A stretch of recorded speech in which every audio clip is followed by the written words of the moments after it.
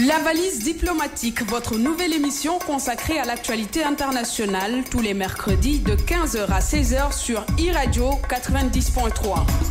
Animée par Bokar Alpha-Khan, la valise diplomatique décrypte les enjeux de l'actualité avec des commentaires et analyses en compagnie d'experts et de personnalités de haut niveau. La valise diplomatique, l'émission qui décode l'actualité tous les mercredis de 15h à 16h sur iRadio, la radio qui irradie. Vous écoutez la valise diplomatique sur iRadio.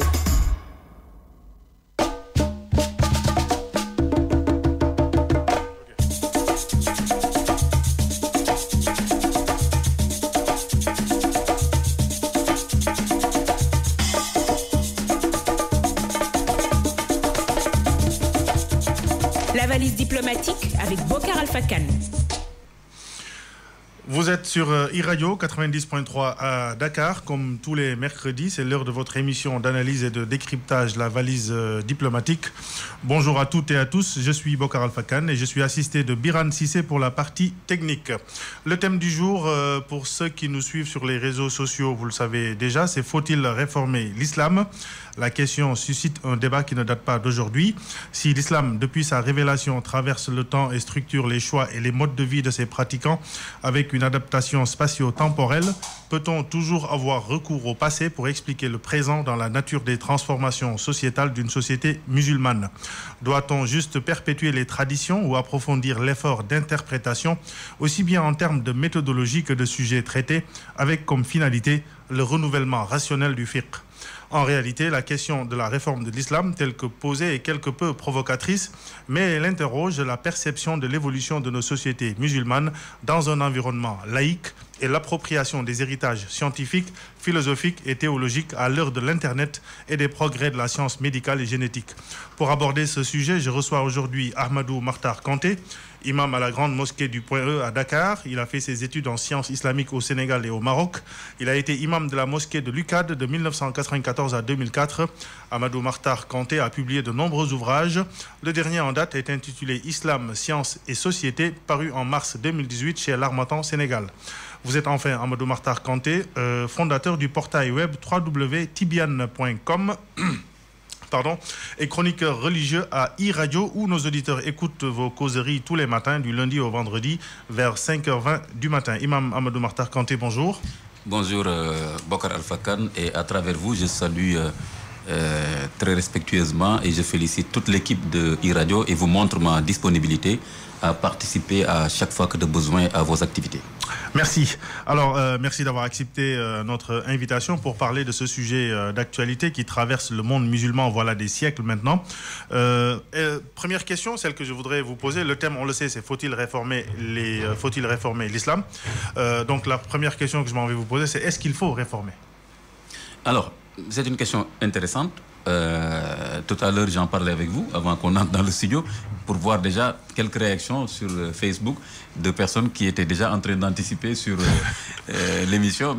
C'est intéressant, même si je leur ai dit, mais s'il vous plaît, soyez patients, ne faites pas l'émission à la place de l'invité et du journaliste animateur. Mais c'est intéressant, ça montrait déjà que les gens avaient une certaine peur. Donc, ça montre bien que cette question mérite d'être posée. Les gens sont frileux et ça pose déjà des problèmes dans notre rapport à l'islam. C'est-à-dire que le rapport frileux n'est pas forcément la bonne posture pour moi et pour porter les valeurs et les messages, n'est-ce pas, positifs que l'islam porte. Maintenant, il est clair que, de façon générale, dès qu'on dit faut-il, il y a une forme d'impératif qui peut faire peur. À quel titre? Qui a la légitimité de dire il faut? C'est une question intéressante. C'est pourquoi vous la posez comme question. Et je l'ai dit une fois à quelqu'un, il n'y a pas une mauvaise question en soi. Oui. Une question, on y répond ou on n'y répond pas, mais on ne peut pas dire pourquoi on a posé telle question. Donc, j'accepte votre question et on va en discuter. Alors, le prétexte, j'allais dire, c'est que il y a un débat qui existe aujourd'hui et qui veut que l'islam soit fautif. C'est-à-dire on accuse l'islam de beaucoup de maux. On s'appuie sur un certain nombre de pratiques ou d'agissements de musulmans pour s'attaquer à l'islam. Donc, et il y a aussi des problèmes liés à la pratique islamique elle-même chez les musulmans qui ne trouvent pas forcément des réponses adaptées à l'époque dans laquelle nous vivons et qui fait qu'il y a des confusions, ou en tout cas une méconnaissance des principes religieux, ou en tout cas de comment on doit pratiquer la religion aujourd'hui, sans pour autant dénaturer le message historique et originel, en tout cas les fondements de la religion. C'est ça le prétexte en réalité. Et de ce point de vue-là, je vous repose la question, est-ce qu'il y a des choses à réformer dans l'islam, ou est-ce qu'il faut laisser les choses telles qu'elles sont? Oui, je comprends bien votre question, et c'est effectivement, elle contient beaucoup de substance, et quand on attaque l'islam, ou bien qu'on essaie de montrer un visage hideux de l'islam à partir des pratiques des musulmans, je trouve que c'est injuste.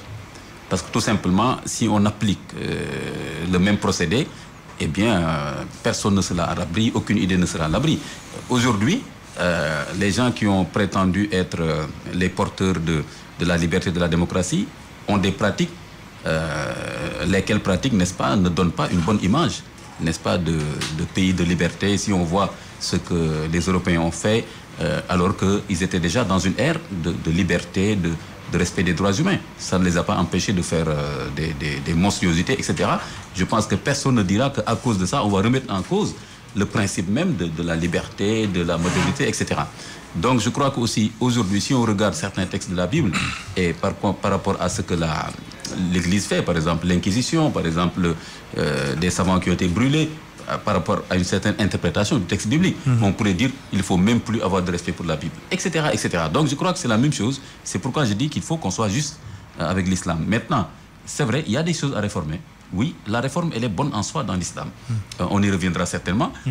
Mais j'ai dit tout de suite déjà que dans la littérature, aujourd'hui, de l'islamologie contemporaine, on fait la part des choses en écrivant islam avec petit i comme religion, les textes scripturaires, le Coran, les hadiths, qui sont donc les textes fondamentaux. Et maintenant, islam avec grand I, ça c'est l'histoire de l'islam, c'est les pratiques. Et on fait la part, n'est-ce pas, entre ces deux choses. Donc, on va voir, peut-être que vous donnerez des exemples, on va voir effectivement comment est-ce que les musulmans sont en train, par leur pratique, n'est-ce pas, leur mode de pensée, de donner une image qui, de temps à autre, n'est pas forcément une bonne image. Donc c'est une question qui doit se poser. Mais sinon, la réforme en tant que telle, elle est inscrite au cœur même de l'islam. Dans le Coran même, il y a une prise en considération du contexte. Quand vous regardez par exemple le Coran mécois, entre guillemets, c'est le Coran, il n'y a pas un Coran mécois, Coran médinois, mais par pédagogie, on peut parler du Coran mécois. Quand on regarde ce qui a été révélé avant l'Hégire, pendant les 13 ans, on voit que la nature des versets, le contenu, change par rapport à la révélation du Coran à Médine, parce que le contexte a changé. Donc cela doit nous renseigner sur quelque chose. Et d'ailleurs, les mufassiroun, les commentateurs du Coran, parlent beaucoup de ce qu'on appelle asbab al-nuzul, disant qu'il faut tenir compte, n'est-ce pas, des contextes de la révélation. C'est pas par frivolité qu'ils le disent, c'est pas ça a une implication pédagogique dans la compréhension même du message de l'islam. Dans les hadiths, on dit la même chose, n'est-ce pas, qu'il y a beaucoup de hadiths, si vous ne connaissez pas le contexte, vous risquez de mélanger, n'est-ce pas, beaucoup de choses. Dans le droit islamique, si vous ne savez pas ce qui est obligatoire, ce qui ne l'est pas, ce qui était lié à un groupe spécifique, etc., mais il y a une dimension qui allez dans tous les sens et ça va bien. Il y a une dimension qui est occultée, c'est l'esprit. Oui. L'esprit du verset, parce que vous parlez de sababun nuzul, c'est-à-dire les raisons pour lesquelles le verset a été révélé. Souvent, il y avait des situations particulières ou définies, et il y a un verset donc qui était révélé au prophète, paix et salut sur lui. Mais le problème qu'on a aujourd'hui, parce qu'on doit légiférer aujourd'hui sur les principes d'alors, les principes de l'époque, mais est-ce qu'il ne faut pas rester sur la lettre, sur l'esprit plutôt que d'être sur la lettre, comme le font certains? Ben oui, vous avez raison de préciser certains. Et ces certains-là vont exister jusqu'à la fin du monde, parce que simplement, le rapport au texte, n'est-ce pas, est très complexe, n'est-ce pas? Et comme je l'ai dit tout à l'heure, ça existe pas seulement dans toutes les religions, même dans toutes les idéologies. Regardez aujourd'hui, l'interprétation du libéralisme n'est pas le même. Il y a plusieurs écoles. C'est la même chose pour le christianisme, pour le bouddhisme. Vous trouverez plusieurs écoles. C'est la nature même de l'esprit humain que de ne pas être unanime, n'est-ce pas, dans l'interprétation des textes. Donc, ce n'est pas un problème spécifique à l'islam. C'est pourquoi j'ai dit qu'il ne faut pas qu'on soit injuste avec l'islam. Il ne faut pas qu'on demande aux musulmans ce qu'on ne demande pas à d'autres. Les musulmans, c'est des personnes historiques. Oui, mais on peut être exigeant avec nous-mêmes. Oui, même si je considère que dans cette émission, je ne parle pas seulement par rapport à des musulmans. N'importe qui peut écouter cette émission pour essayer de comprendre cet esprit dont vous parlez et comment est-ce que l'islam se positionne et évolue avec l'histoire. Alors, l'idée de réforme, on va y revenir tout à l'heure dans certains aspects pour parler notamment des djihadistes, etc. et surtout de la pratique religieuse elle-même, de certains principes de l'islam. Mais est-ce qu'on peut dire 2 mots sur l'ijtihad? Pourquoi aujourd'hui, depuis le XIIIe siècle, l'ijtihad n'a plus cours dans les sociétés islamiques? Alors, il faut faire très attention. Déjà, sur l'étymologie même, l'ijtihad, voilà déjà un effort d'interprétation qui doit avoir un objet, n'est-ce pas? Et qui, n'est-ce pas, consiste à trouver la règle la plus appropriée et acceptable du point de vue de la législation, dans ses grands principes, comme vous l'avez dit. Vous avez très bien, heureusement, vous avez très bien dit les choses comme ça. Donc, qu'est-ce que la charia nous permet d'accepter par rapport à une situation donnée? Oui. Donc, l'ijtihad, déjà, ça montre... Et l'ijtihad, je ne connais aucune école de pensée musulmane, aucun ouléma connu, sérieux, qui remet en cause cet outil.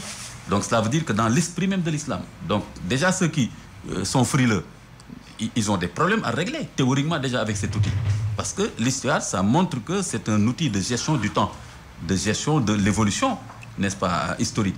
C'est pourquoi l'ijtihad existe à côté des références scripturaires. Sauf que depuis le 8e siècle, je ne vous apprends rien dans l'histoire de l'évolution de l'islam, l'ijtihad a été combattu par un certain nombre de penseurs, ou en tout cas d'idéologies islamiques. Il y aura toujours ça, et ça existe dans toutes les idéologies, dans toutes les religions. Mais attention, je ne suis pas d'accord avec ceux qui disent que la porte de l'ijtihad a été fermée au XIIIe siècle. Oui. Il n'y a rien de plus faux pour moi.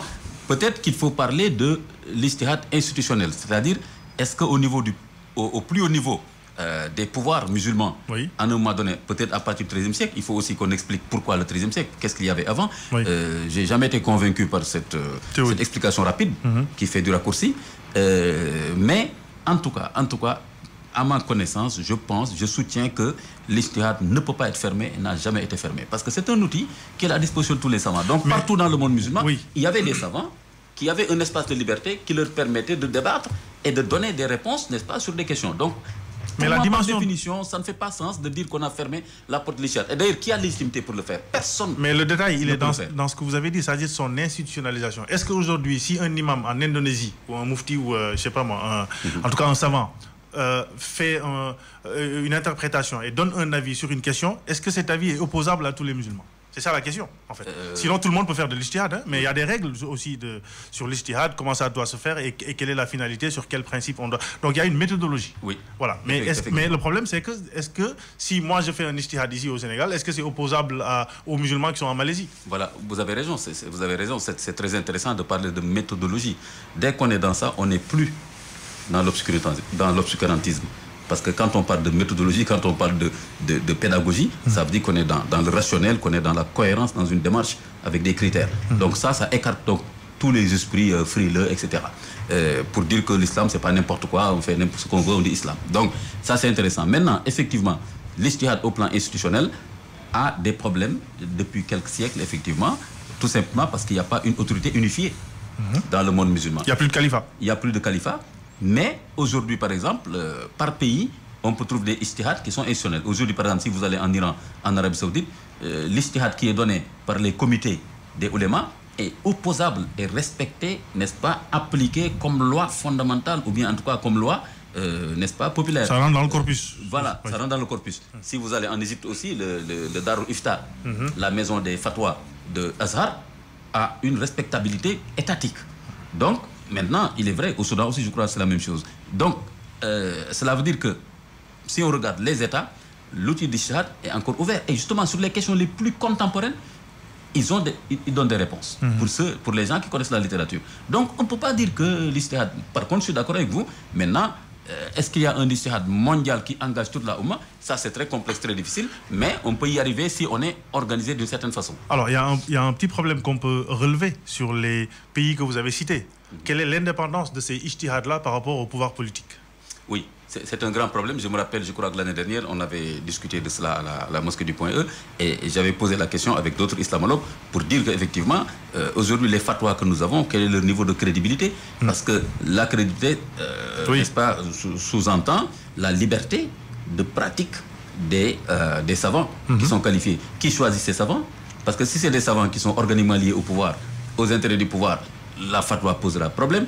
Mais ce problème aussi a toujours existé. Regardez l'imam Malik et tous les imams presque ont eu des problèmes avec les pouvoirs de leur époque. Parce que le pouvoir n'aime pas ce qui le remet en cause. Le pouvoir aime toujours ce qui lui permet de se reproduire. Donc, maintenant, c'est une question qui se pose. Oui. Selon les pays, je ne connais pas vraiment comment fonctionnent toutes les institutions de ces pays, mais je sais que, par exemple, pour l'Égypte, Oui. je ne vais pas vraiment dire 100%, mais je sais que sur certains, n'est-ce pas, sur certains points, le Darul Ifta a pris des positions qui ont été critiquées par d'autres savants en Égypte même et à l'extérieur de l'Égypte. La même chose pour l'Arabie Saoudite, etc. Donc, c'est vrai qu'il y a cette tension-là qui existe entre un pouvoir, surtout dans les pays arabes, qui n'ose pas se dire pouvoir laïque. Oui. Un pouvoir qui se dit fondamentalement musulman et qui a des problèmes quand même avec les oulémas qui devraient normalement être à l'aise avec ce genre de pouvoir. Mais ça, c'est la complexité des relations entre pouvoir et savoir. Alors, on va revenir un tout petit peu sur comment on appelle ça, sur l'islam d'une façon générale. On vient de parler d'un certain nombre de pays où les choses sont différentes d'un pays à l'autre, notamment le problème politique. Alors, on a assisté il y a quelques années à un débat sur des islams en fonction des pays. Les Français, par exemple, parlaient d'un islam de France compatible avec les valeurs de la République. Vous allez en Iran, il y a un islam qui est conforme à une certaine doctrine, à une certaine façon de voir les choses. En Égypte, même chose, etc. Est-ce qu'il y a des islams où chacun peut faire son islam à sa sauce? Je ne suis pas à l'aise avec cette expression islam noir, islam européen, islam indonésien. Pour moi, il y a un islam universel, n'est-ce pas, basé sur des principes, sur un dogme, sur, n'est-ce pas, des principes, des pratiques, n'est-ce pas, unanimes, sur lesquels il y a ijma, consensus sur ces choses-là. Maintenant, il peut y avoir islam dans tel pays si on veut dire par là que chaque pays a des réalités sociales, politiques, économiques, Oui. justement, réalités sur lesquelles il faut travailler. Donc, il appartient aux oulémas, n'est-ce pas, de ce pays en particulier, de travailler sur leurs réalités pour apporter des réponses qui sont différentes, n'est-ce pas, des questions que se pose une autre société musulmane. Effectivement, je suis d'accord qu'aujourd'hui, penser que la pratique de l'islam et certaines questions qui se posent à la société sénégalaise sont les mêmes qui se posent en France ou bien en Chine. Mais si vous êtes ouléma en France, on vous dit il faut que l'islam soit compatible avec les principes et le fonctionnement de la République française. Liberté, égalité, fraternité, enfin, il y a tout un tas de principes. Comment vous faites? Vous faites un travail avec intelligence, c'est-à-dire que vous regardez qu'est-ce qu'ils entendent par fraternité. Ça ne s'oppose pas forcément par principe à l'islam. Oui. Si c'est de la solidarité, l'islam dit oui. S'ils disent autre chose, donc il faut faire un travail intelligent. Par contre, il y a des problèmes sur lesquels il va y avoir le ouléma qui est en France va avoir des problèmes. C'est sur la polygamie, c'est sur le port du voile. Les questions sur lesquelles la République dont on parle ne s'accommode pas forcément avec ces principes-là. Oui, je pense que par rapport à ça, il peut y avoir deux attitudes possibles que l'islam, en tout cas à ma connaissance, permet en cas de contrainte. Parce que là aussi, justement, l'islam, c'est une religion très réaliste, n'est-ce pas, qui tient compte des contraintes, comme on le voit dans les pratiques cultuelles. Si vous êtes malade, on vous demande de ne pas gêner, etc. Donc, l'islam tient compte de cette fragilité des contraintes humaines. Donc, il y a des choses que l'individu peut et doit appliquer. Il y a des choses qu'il faut appliquer à l'échelle communautaire. Oui. Donc, quand il s'agit d'une responsabilité communautaire, individuellement, vous n'êtes plus engagé. Donc, en Europe, il faut aussi savoir que quand vous êtes dans une république laïque, vous prenez l'espace de liberté qu'on vous donne. Jusqu'à ce que cet espace de liberté soit tellement restreint que vous ne pouvez plus exercer votre identité et votre pratique musulmane. En ce moment, la possibilité, c'est de voir dans les lois de ce pays quel est le levier de sensibilisation sur lequel on peut travailler pour que les autorités acceptent cette expression de la pratique musulmane. Et en général, ça existe. Si vous allez aujourd'hui en France, en Allemagne, il y a un principe fondateur qui accepte la liberté de pratique religieuse. Maintenant, tout dépend de, par exemple, la polygamie. Il faut expliquer aux autorités que la polygamie, quand deux adultes sont consentants, n'est-ce pas, et que deux femmes acceptent de se marier avec un homme, il n'y a pas de problème en tant que tel. Et que c'est une pratique qui est autorisée par l'islam. Et que le principe même de dire liberté de pratique religieuse doit accepter cette pratique religieuse, même si la société dans l'ensemble ne l'accepte pas. Mais c'est ça. Donc, le problème en réalité. En ce moment-là, il faut faire ce travail de sensibilisation, de débat citoyen, pour dire mais qu'est-ce qui s'oppose au fait qu'on accepte une pratique interne à une communauté. Par exemple, il ne faut pas imposer le port à tout le monde en disant oui, on est en France, etc. Donc je crois que si on est sincère avec ce respect de principe de liberté, on doit faire comme ça. L'autre chose, c'est que les oulémas et les musulmans qui vivent dans une république laïque doivent aussi reconnaître les limites qu'ils peuvent avoir. En ce moment, renoncer à certaines pratiques qui ne vous font pas renoncer à l'identité musulmane en tant que telle. C'est pourquoi il faut bien définir qu'est-ce qui est obligatoire, qu'est-ce qu'il est possible d'abandonner, ne serait-ce que provisoirement, etc. Donc ça, c'est un travail d'échelle. Et d'ailleurs, je vous donne l'exemple de cette institution qui fait un travail extraordinaire. C'est le Comité européen de Fatwa, qui est installé à Durban, où il y a de grands oulémas du monde entier qui travaillent avec les oulémas de ces pays sur ces questions qui sont spécifiques aux minorités religieuses en Europe et qui font pas mal de travail de ce point de vue. Pourtant, des pays musulmans ont été amenés à interdire la polygamie. C'est le cas de la Tunisie et de la Turquie. Voilà, ça montre déjà que ce n'est même pas un problème spécifiquement européen. On peut être musulman plus libre en Europe que dans certains pays arabo-musulmans. C'est déjà ça une réalité. Aujourd'hui, il y a pas mal de musulmans qui sont plus libres à Londres, en Allemagne, en France, n'est-ce pas, que dans certains pays musulmans où c'est la répression. Donc, par exemple, en Tunisie, on sait que Bourguiba, quand même, a eu une position de désislamisation de la Tunisie de façon extraordinaire. C'est Bourguiba, il avait interdit la polygamie, oui. Il a, n'est-ce pas, il a bu son verre d'eau en plein ramadan à la télévision pour dire qu'il faut produire économiquement et que donc si on est trop fatigué avec le ramadan, on ne peut rien faire. Donc c'était extraordinaire. Alors que c'était un pays musulman. Alors que dans d'autres pays européens, n'est-ce pas, on ne demande pas aux musulmans de ne pas gêner. Donc, je crois que c'est des questions qui se posent et que les oulémas doivent faire ce travail intelligent justement de ijtihad. Et bien sûr, le ijtihad aussi, comme vous l'avez dit, à sa méthode, à ses objets, à sa démarche. N'est-ce pas? Et sensibiliser aussi les populations musulmanes. Parce que des fois, c'est certains groupes de musulmans qui ne comprennent pas grand-chose, qui ont certaines positions radicales, etc., qui font que des fois, le visage de l'islam est terni. Donc, si les dispositions légales, en tout cas qui permettent par exemple d'être polygame, etc., elles existent, mais on peut prendre des mesures d'encadrement de ces dispositions-là. Par exemple, on peut prendre des mesures qui permettent de restreindre cette liberté de pouvoir avoir recours à la polygamie, même quand on est musulman. Oui, je pense oui.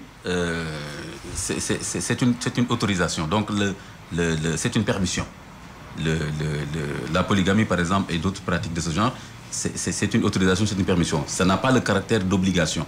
Donc, on ne traite pas une autorisation ou une permission comme une obligation. Donc, quand on voit que la pratique d'une chose qui est simplement permise crée des drames, crée des problèmes de société, il appartient aux oulémas, effectivement, de travailler sur cette question-là et d'apporter des réponses. Et en ce moment-là, on sait qu'Omar ibn Khattab ou bien d'autres khalifes ont dû apporter des fois des réponses à des questions, n'est-ce pas, de ce genre. Donc, aucune question n'est tabou, n'est-ce pas, les questions sociétales ne sont tabous. Il faut, quand les gens prennent des positions par rapport à leur contexte, leur rappeler le principe, par exemple le principe de justice, oui.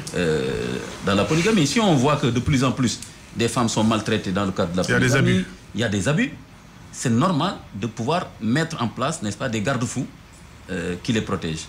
C'est pourquoi Omar ibn Khattab a une fois dit que si quelqu'un dit « j'ai divorcé avec ma femme 3 fois de suite », je le compte comme 3 divorces. Parce que les gens commençaient à jouer avec ça, ils disaient à leur femme, j'étais divorcé, ça fait 3 fois. Et Omar a dit, je le compte comme 1. Mais aucun savant n'est d'accord avec lui. Après, les gens ont dit non, c'était par rapport au contexte. On a vu aussi pas mal de réformes qui ont été faites sur un certain nombre de sujets. On sait que Imam Shafi'i, si je ne me trompe, en Irak, avait certaines positions juridiques. En Égypte, il a changé de certaines positions. On lui a dit, mais qu'est-ce qui se passe? Il a dit, les réalités de l'Égypte ne sont pas les mêmes que celles de l'Irak. Donc, on connaît ce processus de flexibilité. Maintenant, il faut savoir la démarche et il faut être esqualifié pour travailler là-dessus. Justement, ce mot flexibilité, il est important. On va aborder quelques cas concrets parce que, en réalité, si je comprends bien votre position, c'est que l'islam, il y a des réformes qui peuvent être faites, mais on ne peut pas toucher au fondement, c'est-à-dire le Coran, il y a des choses qui ne bougeront pas.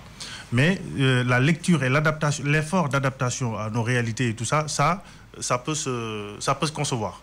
Et c'est sujet donc à une méthodologie qui permet de s'appuyer sur ces principes-là et de pouvoir donner donc un point de vue, en tout cas une analyse sur une situation donnée qui n'existait pas peut-être du temps du prophète ou de ses compagnons. Parfaitement. C'est un peu ça votre point de vue. C'est ça. Bien. Alors, j'irai même un peu plus loin en vous disant que même pour les choses qui ne changent pas, qui sont des fondements, il faut bien les identifier et les expliquer clairement avec toute la pédagogie pour que les gens sachent que voilà les choses qui sont les fondements. Et aussi, même la compréhension des fondements peut changer. Oui, mais justement, je vais aborder peut-être le cas de l'alcool.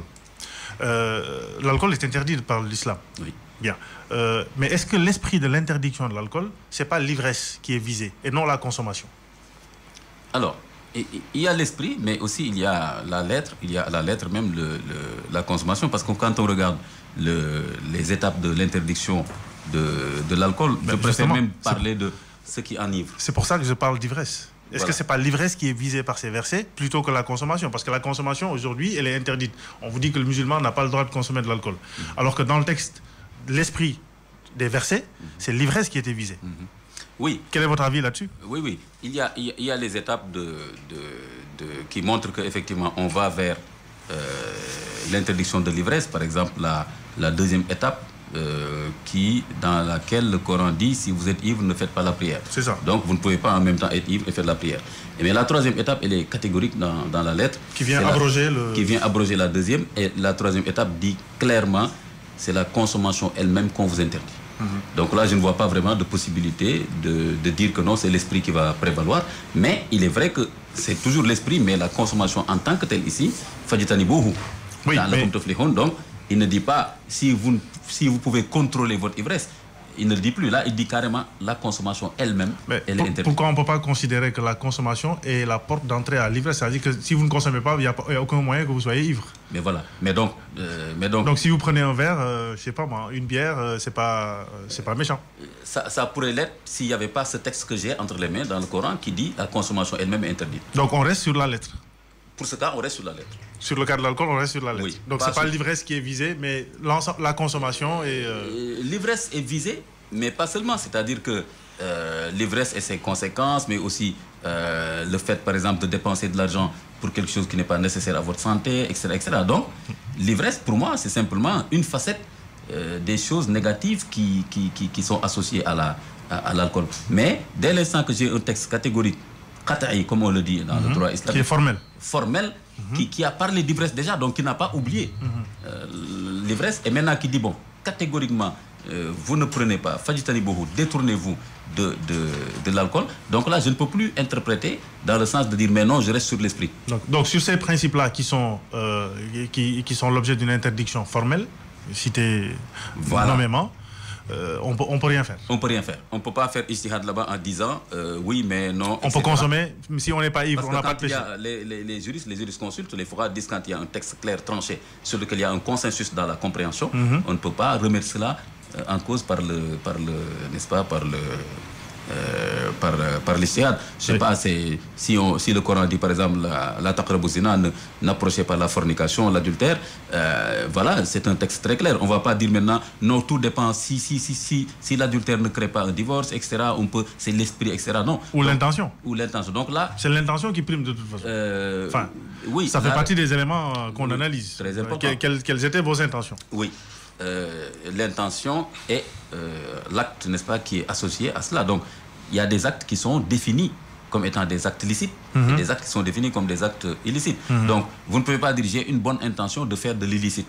Donc, votre intention, elle doit être associée, n'est-ce pas, au respect de ces règles qui sont définies de façon tranchée. Maintenant, pour les règles où il y a différentes interprétations, où il n'y a pas d'ijma, un consensus, là, il faut être très tolérant et ne pas considérer qu'il y a une réponse catégorique. Très bien. La plupart des prédicateurs, si vous leur posez une question simple, par exemple, je suis policier, je suis médecin, ou je suis... en tout cas, j'ai un travail. Donc, de 14h à minuit, je suis en service. Comment je fais pour mes prières? Donc, la plupart des prédicateurs qu'on entend ici vont vous dire la prière est fixée à des horaires précis, vous devez être obligé de prier. Il y a certains même qui vont aller plus loin en vous disant le travail que vous avez là, c'est Dieu qui vous l'a donné, donc vous feriez mieux d'aller prier, alors que vous ne pouvez pas quitter votre poste. Donc, dans ces conditions-là, qu'est-ce qu'on fait? Donc, je pose la question du point de vue factuel, mais du point de vue du principe qui organise les réponses qu'on donne aux problématiques posées à nos islamologues. Alors, ben oui, c'est vrai que les réponses que les islamologues donnent de temps à autre ne sont pas effectivement adaptées, ne tiennent pas compte des contraintes que les gens vivent. Moi, une fois, je suis tombé sur une question de quelqu'un qui disait « Je quitte Yeumbeul à 4h du matin, le bus que je prends, quand il arrive à Pékin, c'est déjà l'heure du truc, mais je ne peux pas descendre. Qu'est-ce que je fais de ma prière ?» Et j'ai entendu une réponse d'un islamologue que j'ai trouvé vraiment très dur, quoi, qui disait en tout cas tu fais ta prière comme tu peux, etc., tu dois le faire. J'ai pas senti l'intelligence du contexte n'est-ce pas? C'est ça, c'est un peu ça le sens de la question. Au-delà même du fait lui-même. Voilà. Est-ce que je peux le soir arriver chez moi, faire mes 4-5 prières, enfin mes 4 prières que j'ai ratées ou 3, peu importe? Pour moi, la réponse... C'est une vraie question. C'est une vraie question. Pour moi, effectivement, ce que les gens vivent concrètement, c'est de vrais problèmes. On ne doit pas les sous-estimer. Et si on les sous-estime, c'est parce que quelque part, on n'a pas l'intelligence du contexte et parce que aussi quelque part, la personne qui répond elle-même ne vit pas ces problèmes. Et c'est une forme aussi d'égoïsme un peu, au-delà même de l'intelligence.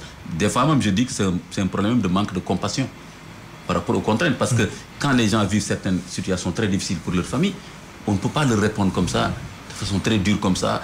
De façon mécanique. Vous êtes paresseux, vous devez faire ça. Donc, non, il faut se mettre à la place des gens. Donc, moi, par exemple, quand j'ai vu un savant qui a répondu par rapport à quelqu'un qui lui disait, je vais revenir à la question, je suis dans un supermarché où on me fait vendre aussi de l'alcool, des trucs. Est-ce que je peux... Voilà, c'est une question similaire. C'était un savant étranger qui était venu au Sénégal. J'étais très attentif à ça parce que déjà, je commençais à avoir ces problèmes de pédagogie. Et j'étais choqué donc par certaines réponses. Eh bien, il a dit, ben oui, vous le faites tant que vous n'avez pas quelque chose d'autre pour vous nourrir et nourrir votre famille.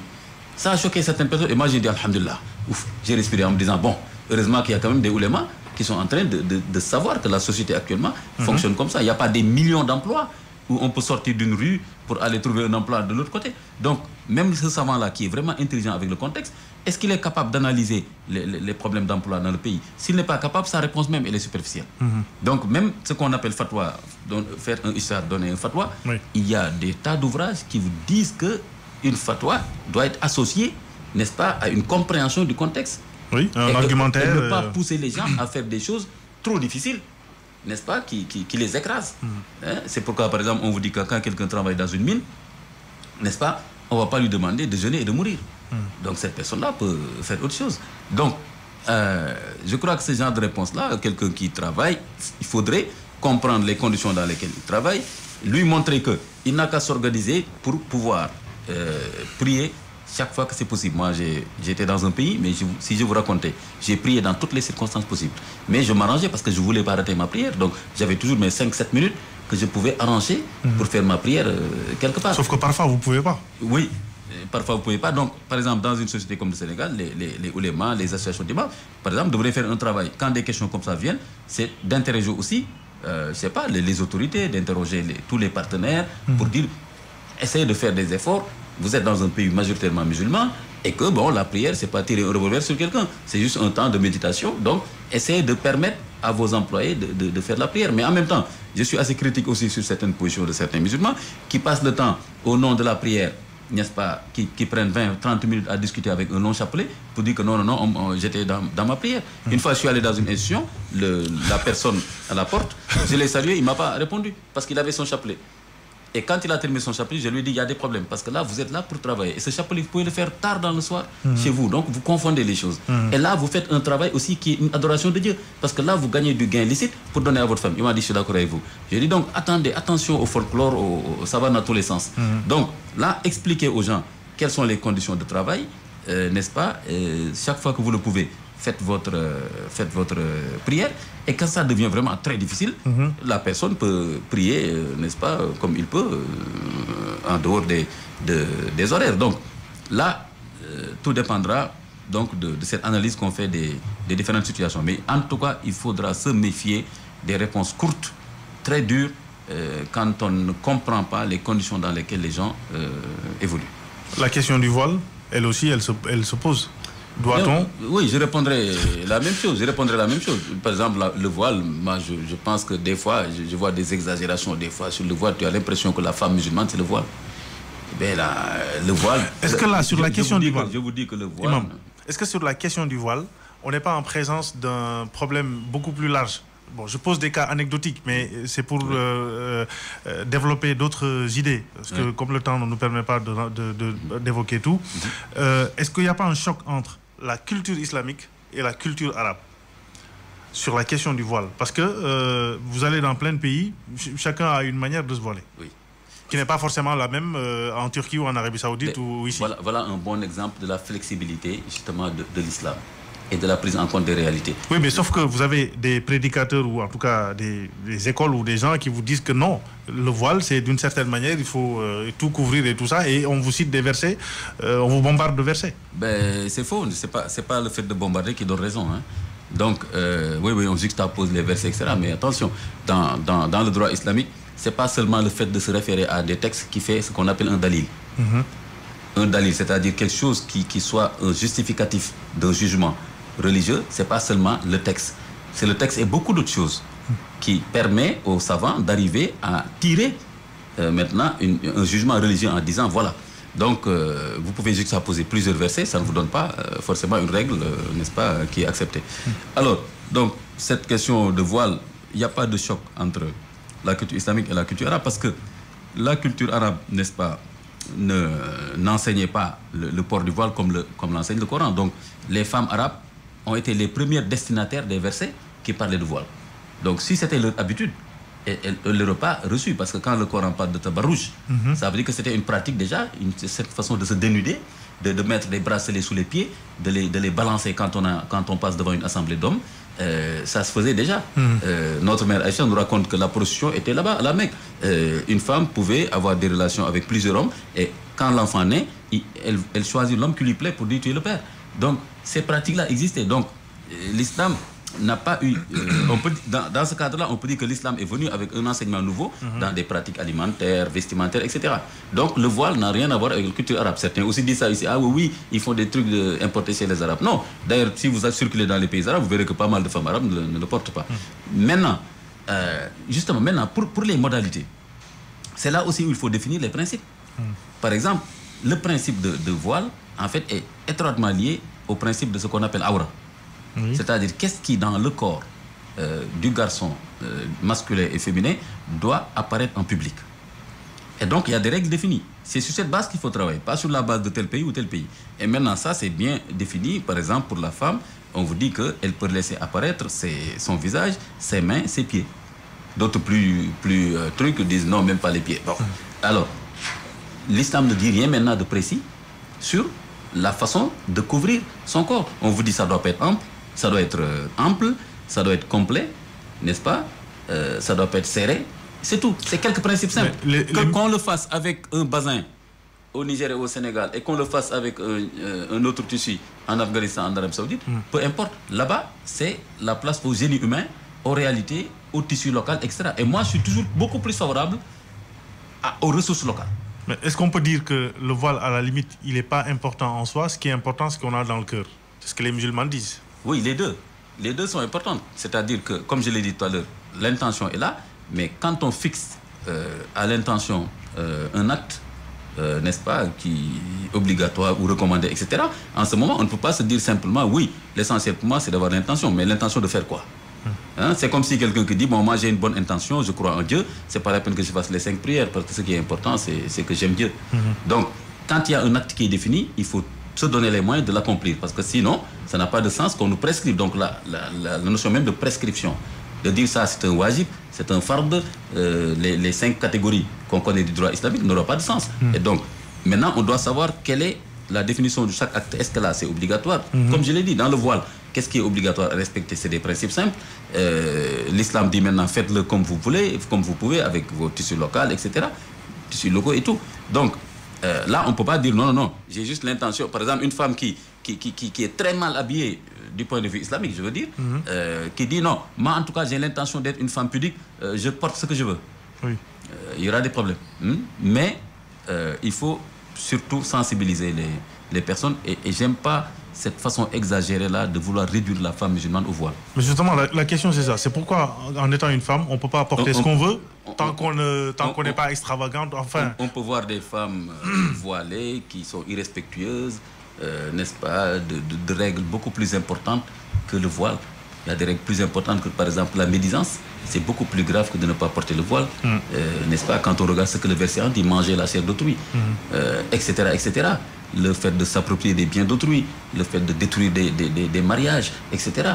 Donc, il faut faire attention à cela. Donc, le voile, pour moi, c'est beaucoup plus une question de pudeur que d'autres choses. Donc, quand des gens basculent jusqu'à aller maintenant assimiler le voile comme étant la première pratique même de la femme musulmane, il peut y avoir des difficultés. Alors, on peut reconnaître que de nos jours, il y a un problème en ce qui concerne en tout cas l'interprétation des textes, parce que chacun y va de ses intérêts ou de sa lecture propre ou de son niveau de compréhension.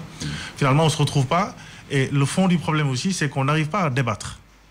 Le fait de ne pas pouvoir débattre de façon sereine, sans que les gens viennent avec des gourdins, par exemple, c'est quand même un problème aussi dans l'islam. Mais c'est vraiment... je pense que c'est hier, quelque part, dans un média où quelqu'un m'interrogeait en me disant « Oui, vous faites des sorties qui ne sont pas unanimes, controversées, et que vous n'avez pas peur pour votre sécurité. » Je lui ai dit « Mais écoutez, c'est déjà une mauvaise image de l'islam sénégalais.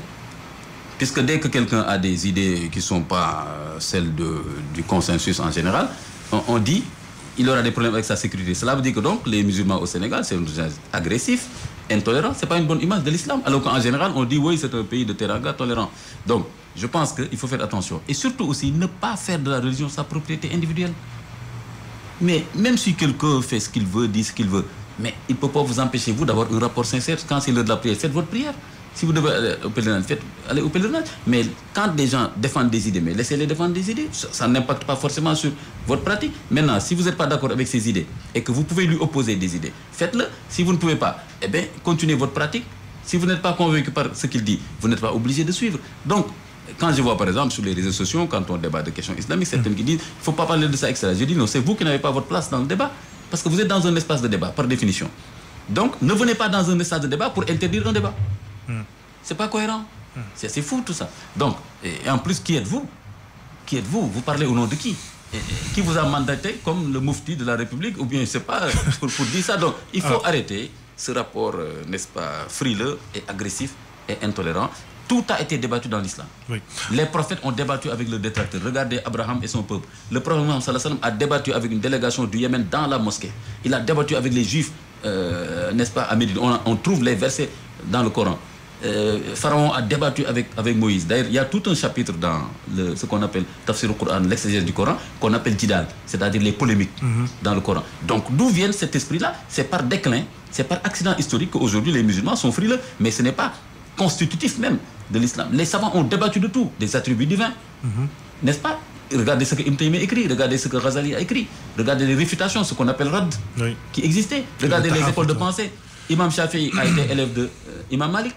Quand même, il a sa école de pensée parce qu'il n'était pas d'accord sur certaines sentences. Imam Malik a dit, je ne veux pas que mon livre soit une référence universelle quand on lui a proposé ça. Abu Hanifa a eu d'autres trucs. Ici au Sénégal, il y a eu des débats entre les oulémas ici. Serigne Touba a critiqué certains marabouts de son époque en disant c'est pas de bons guides. C'est des imposteurs. Allah Malik l'a dit. Ces chouyours de ce zaman, n'est-ce pas, ne sont pas sérieux. Il faut bien choisir vos marabouts. Allah Malik a eu une divergence juridique sur est-ce qu'il faut sortir la zakat de l'arachide ou non. Il dit oui, puisque c'est une culture massive au Sénégal. Je suis bien sûr d'accord avec lui. Et par contre, Baye Niass dit non, c'est pas dans le texte littéral, il ne faut pas le faire. Il y a toujours eu des débats. Ils ont échangé des lettres pour dire je ne suis pas d'accord avec ça. Mais d'où nous vient maintenant cet aspect, cette affaire frileuse?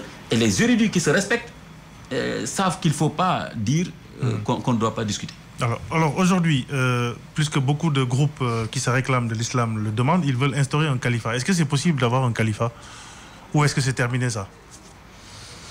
Non, je ne dirais pas que c'est terminé. Tout dépend maintenant des modalités. D'ailleurs, ça, c'est une question aussi justement d'ijtihad.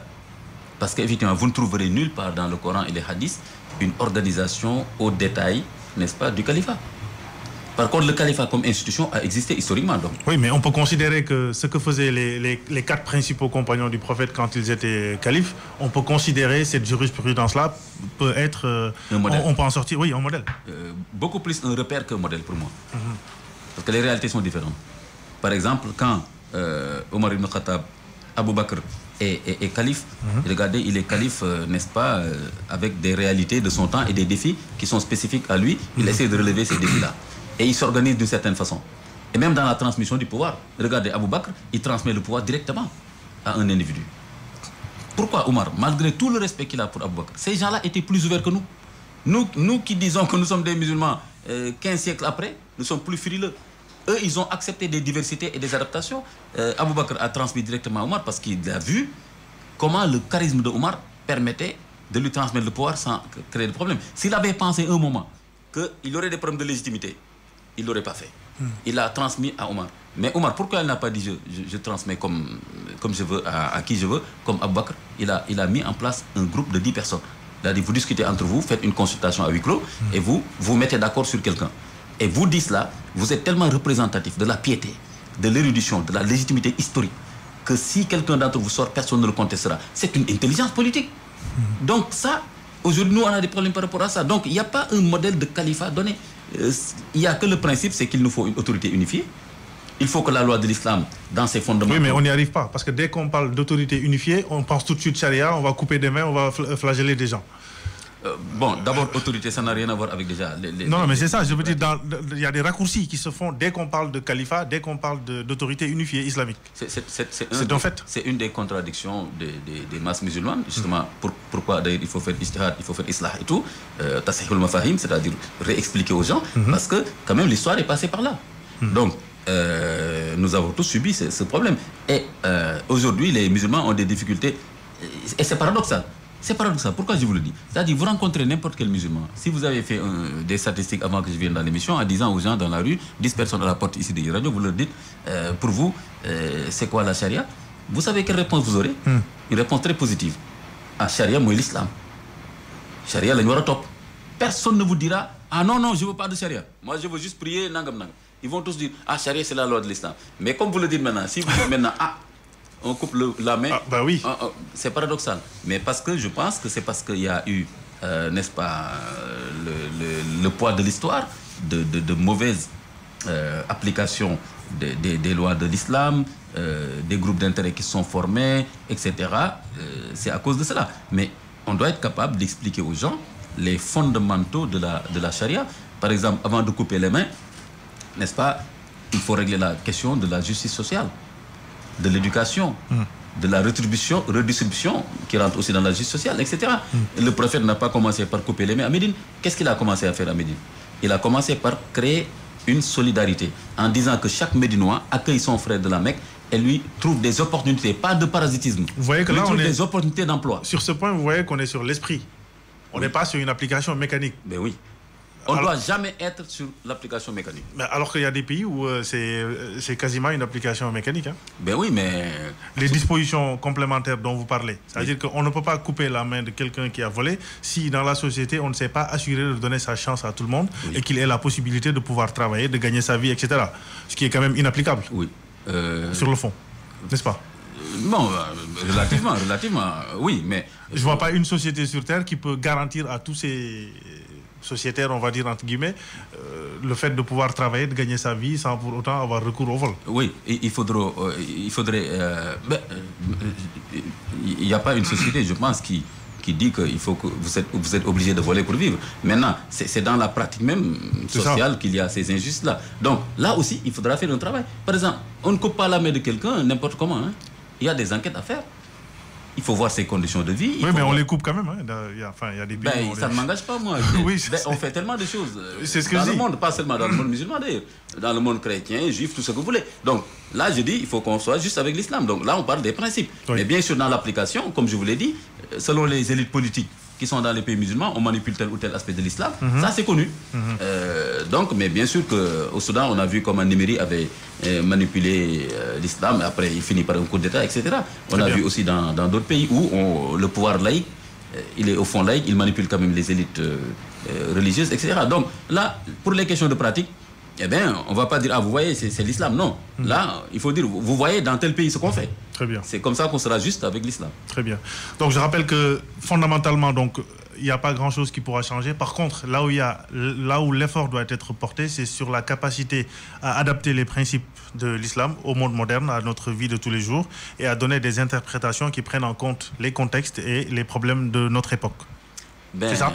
Ben oui. Il y a beaucoup de choses qui peuvent changer. Hein, parce que, en tout cas, d'abord sur les questions de principe, quand l'islam dit il faut la justice sociale, il y a tellement de travail à faire au nom de l'islam pour la justice sociale, pour la protection des droits humains. L'islam considère que tuer une personne, c'est un crime contre l'humanité, mais que sauver une vie, c'est comme si on a sauvé toute l'humanité. Mais tout ça, c'est un programme d'État.